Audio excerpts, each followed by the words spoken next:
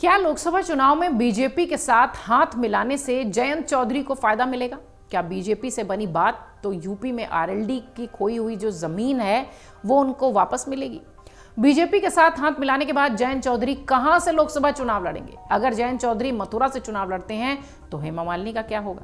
ये सारे सवाल इन दिनों सियासी गलियारों में तैर रहे हैं। कोशिश करते हैं कि इस रिपोर्ट के जरिए एक एक सवाल का जवाब हम आपको दें। दरअसल लोकसभा चुनाव 2024 को कुछ ही दिन बचे। ऐसे में पार्टियों के बीच उठापटक तेज है। चर्चा है कि आरएलडी अध्यक्ष जयंत चौधरी एनडीए में शामिल हो सकते हैं। इस सियासी जोड़तोड़ की कोशिश के बीच बुधवार को समाजवादी पार्टी के प्रमुख अखिलेश यादव, पार्टी नेता शिवपाल यादव और मैनपुरी से सांसद डिंपल यादव ने जयंत चौधरी और उनके परिवार की सेकुलर छवि की चर्चा की और कहा कि पार्टी पर उनका भरोसा है।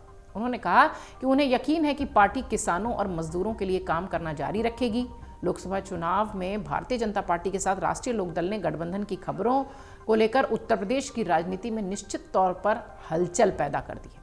राजनीतिक गलियारों में चर्चा है कि गठबंधन हुआ तो मथुरा लोकसभा सीट आरएलडी के हिस्से जाएगी, रालोद के हिस्से जाएगी और 2009 की तरह एक बार फिर जयंत चौधरी यहां से चुनाव लड़ सकते हैं।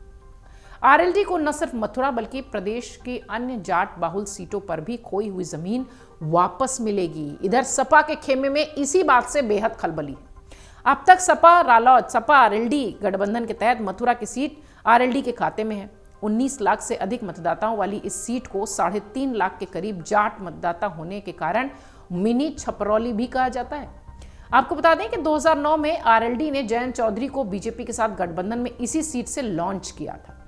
ब्रजवासियों ने उन्हें संसद में पहुंचाया, लेकिन वो बीजेपी की सरकार न बनने के कारण कांग्रेस के साथ चले गए। साल 2014 में बीजेपी ने मथुरा से हेमा मालिनी को लड़ाया। उनके सामने चुनाव लड़ रहे जयंत चौधरी 3,30,743 वोटों से हार गए। साल 2019 में आरएलडी ने कुंवर नरेंद्र सिंह को गठबंधन का प्रत्याशी घोषित किया। यह पहला मौका था जब चौधरी परिवार ने जाट बहुल मथुरा संसदीय क्षेत्र के किसी गैर जाट पर दाव खेला था और यहां भी 19 में भी बीजेपी से हेमा मालिनी ने उन्हें 2,93,471 वोटों से हरा दिया। 2 बार बम्पर हार। अब जरा आपको बताते हैं कि अगर जयंत चौधरी मथुरा से लोकसभा चुनाव लड़ते हैं तो हेमा मालिनी का क्या होगा। अगर बीजेपी आरएलडी का गठबंधन होता है और मथुरा लोकसभा सीट आरएलडी के खाते में जाती है तो वर्तमान सांसद हेमा मालिनी के लिए लेकर चर्चाएं तेज हैं।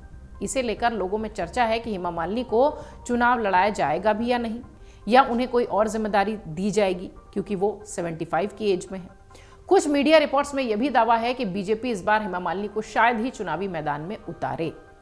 आपको बता दें कि मथुरा लोकसभा सीट पर करीब 19,23,000 मतदाता हैं। इनमें करीब 3.5 लाख जाट वोटर्स हैं, करीब 3 लाख ब्राह्मण ठाकुर और 1.5 लाख के आसपास एससी, इतने ही वैश्य हैं और करीब 1.25 लाख के आसपास मुस्लिम हैं। 70,000 के आसपास यादव मतदाता भी यहां दिखाई पड़ते हैं, जबकि अन्य जातियों के करीब 4 लाख वोटर्स हैं।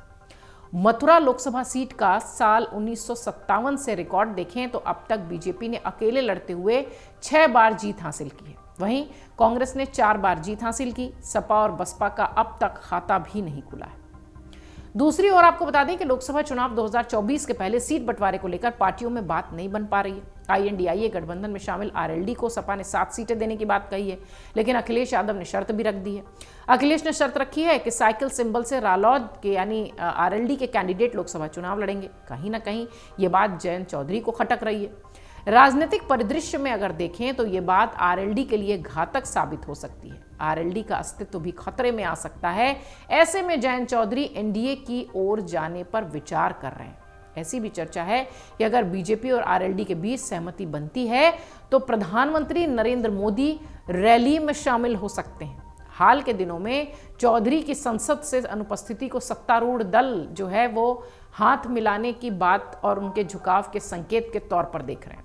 इन सब के अतिरिक्त एसपी आरएलडी गठबंधन के भीतर सीट आवंटन को लेकर स्पष्टता की कमी के कारण कथित तौर पर जयंत चौधरी और अखिलेश यादव के रिश्ते में तनाव आ गया। कथित तौर पर हम इसलिए कह रहे हैं क्योंकि दोनों ही तरफ से किसी भी तरह का कोई ऐलान नहीं हुआ है। हाँ, अखिलेश यादव, डिंपल यादव, शिवपाल यादव ये बात जरूर कहते दिखाई पड़ रहे हैं कि वो हमारे साथ हैं, वो समझदार हैं, वो राजनीति जानते हैं। डिंपल यादव कहती हैं कि वो कहीं नहीं जा रहे हैं, लेकिन इन सब के बीच जयंत चौधरी और आरएलडी चुप्पी साधे हुए हैं, ये बोलते हुए कि ये बताते हैं ये सारे संकेत कि निश्चित तौर पर कुछ न कुछ जरूर भीतर खाने तैयारी हो रही है। हालांकि सियासी गलियारों में जयंत चौधरी को एनडीए के छाते के नीचे ही बताया जा रहा है, लेकिन जब तक कोई औपचारिक ऐलान ना हो तब तक बात कहां बनती है। अगर आप ये वीडियो YouTube पर देख रहे हैं तो हमारे चैनल को सब्सक्राइब करें और बेल आइकन को दबाना ना भूलें। अगर आप Facebook पर ये वीडियो देख रहे हैं तो हमारे पेज को लाइक करें।